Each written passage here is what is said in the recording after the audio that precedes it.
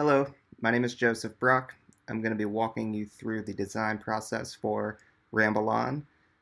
Real quick, just a little bit about the app. Essentially, it is a flashcard app which helps users learn a new language of their choosing. Table of contents, kind of go over a few things that we're going to be discussing today. We got the persona, the problem space. I'm going to take a look at some sketches, usability testing, some prototypes, some edits for those prototypes, what's coming up next with the application, and my learning experience throughout the entire process. Let's meet Amy.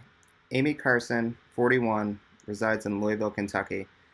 She is a real estate agent. That is her main occupation. She is a single mom of two. Her hobbies more or less include, well, really it's a side hustle as well. She creates arts and crafts and jewelry pieces as well, and sells them on her Etsy store. Here's a closer look at Amy. When we check out her behaviors, it tells a pretty compelling story. She's very career oriented with a busy lifestyle. She's not in the office. She's taking care of her kids at home. She's at the gym. She's working on her crafts for her Etsy store. She's constantly on the move, has little to no time on any given day. Her needs and goals really are, to fit the learning into a hectic schedule, needs to learn in a simple, straightforward format.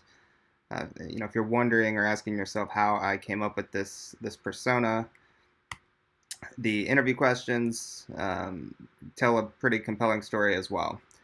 So the questions themselves you'll see on the left basically asked, are you currently a student professional? Tell me about your daily responsibilities. Wanted to know, what type of difficulties they had with starting a new project, how often a new language was attempted to be learned, what could have made the process easier, and how much time was spent on a new application, or what helps keeps them interested or engaged. A few quotes on the right from some of the questions that I asked. Rain Hopkins, when I asked what she found most difficult about starting a new project, basically, she says the process could have been made easier for me by allotting more time to the areas of the language that I struggled with, being in a classroom setting and having multiple lessons to cover in a week. This wasn't a possibility for me. The question for that was actually what could have made the learning process easier for her, and that was her response. Margot, essentially the same story. What could have made the process easier for Margot? Having more time to devote to study. And Teresa, basically motivation and time constraints. So as we can see, time is really a big one here. She's pretty straightforward and to the point, Miss Carson. Basically, goals and motivations are minimal, and she's got her eye on the prize, if you will. So she's aiming to better understand Spanish language so she can grow her clientele base within her career as a real estate agent. Her biggest motivations, no surprise, are her children, who are continuing to inspire and challenge her every day.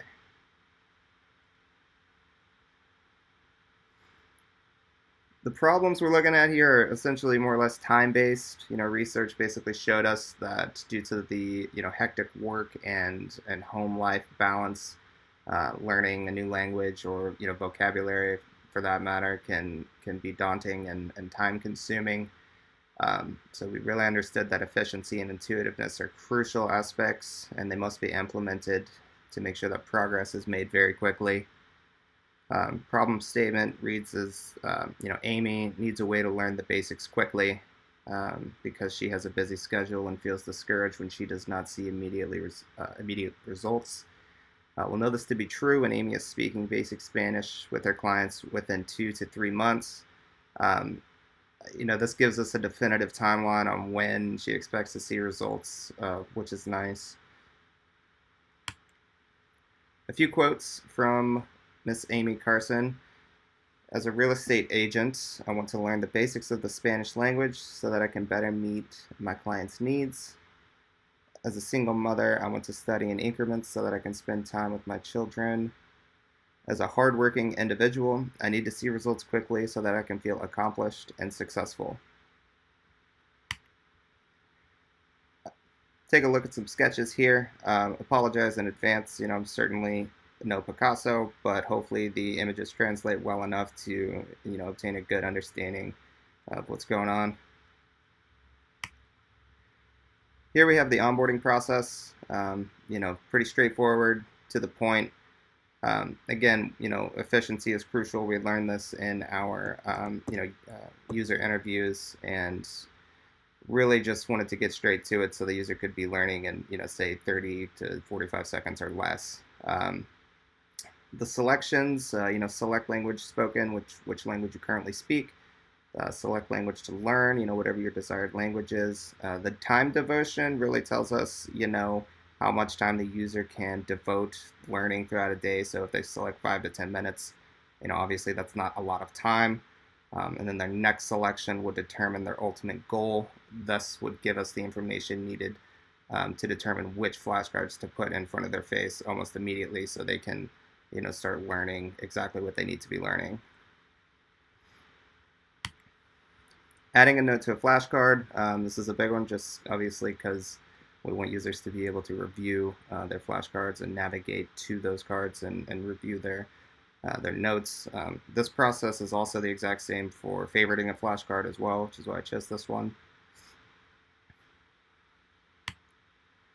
Usability test plan, scenario tests. Again, efficiency and time really is what's on our mind here.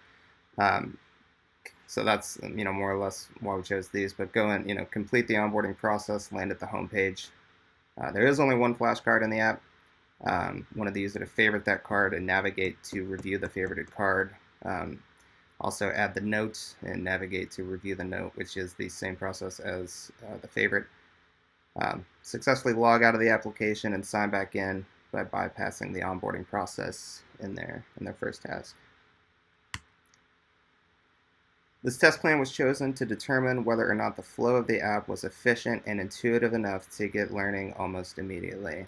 Again, we want users to be able to learn within 30 to 45 seconds or less. So we needed to be sure that the onboarding process was super simple and straight to the point. The scenario tasks provided invaluable insights into the overall usability of the app. Failures. In the usability test, I chose these just because these were basically selected by all of them. No back button on the welcome page was noticed by 2 out of the 3 users. Flashcard definition and pronunciation was being displayed at all times. This was actually only mentioned by 1 of the users, but seemed to be pretty crucial. All 3 mentioned that the heart icon for favoriting the flashcard did not fill in when it was favorited. Solutions are pretty straightforward. Add back button to the welcome page. Display the definition and pronunciation on the back of the card. That way the user can't view it at all times. And have the heart icon fill in when the flashcard is favorited. Here are some early, digital prototypes. As you can see, the Get Started welcome page has no back button, which didn't allow the user to return to the previous page in case they made a wrong selection. On the second screenshot, you can see that the meaning, hello, the word hola, and pronunciation is right there on the front of the card, which, obviously I don't even know how I missed this one, but, doesn't really provide an efficient way to study because, you already know how to say it and what it is and the meaning and everything. So on the third card, you'll see that it's, these 2 slides on the right here, the middle one and the one on the right, are essentially the home page. And you'll see added to favorites down there at the bottom, which would pop up when the heart icon was selected. However, that heart icon did not fill in. So that is why we chose this one here. Few of the edits, obviously, back button on the home page to allow the user to go back to the previous selection. The middle slide, you'll see that I removed the definition and the pronunciation and added a tap the flashcard to see definition, which you more or less tap the card and it flips over and the definition is on the back. On the right slide, you'll see that the heart icon is filled in. the slide that we're looking at on the right still has the meaning and pronunciation there, but those will be gone. But more or less, the added to favorites is still down at the bottom, but the heart icon itself actually fills in when the card is favorited, indicating that it has been favorited. Next steps.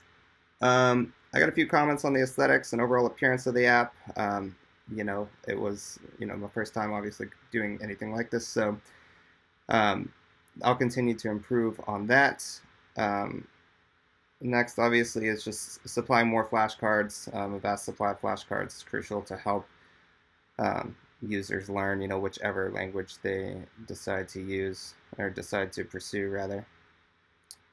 And then more usability testing once the previously mentioned adjustments have been implemented to the prototype. I didn't do a pros and cons list here. None of it was really a con, in my opinion. If I gain something out of the experience, then it's a win for me. So really, everything was more or less, I would say, a pro, I guess. But really, what I took away from some of it are just a few key points here. I really learned personal opinions aren't as crucial as opinions from the actual users. I understand it's all right to voice your opinion, but important to keep an open mind throughout the process. Sketches don't need to be perfect, nor should they be. I found myself really, making sure each line was perfect, and I realize now that it really is a sketch, and you're just jotting down ideas essentially. And I spent a lot of time on it, and I kind of regret doing that. Once I got to Figma, I fell in love with it. After the sketching, building the actual digital prototype in Figma was a lot of fun and super useful. And I really enjoyed that.